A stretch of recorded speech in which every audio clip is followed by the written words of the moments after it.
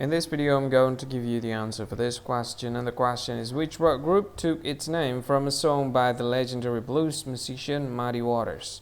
Well, I'll give you the answer for this question, and the correct answer for the question is the Rolling Stones. Well, that is the answer for the question, the Rolling Stones. That's the answer.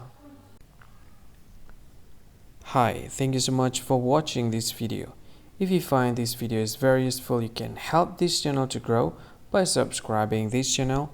Click this subscribe button and don't forget to like this video.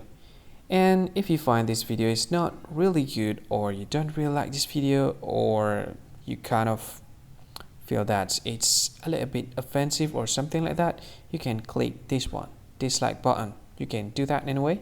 And if you want to share this video with your friend, you can share it by clicking this share button, and you can share it to any social media that you wish that is currently available at this time, like Facebook, Twitter, LinkedIn, and many others, right? And if you want to add this video to your playlist, you can click this one. You can watch this video later, and you can find more options by clicking these three dots. And yeah, don't forget to subscribe. I think that's all of it. Thank you so much for watching this video, and see you again in another video. Bye bye. See you again.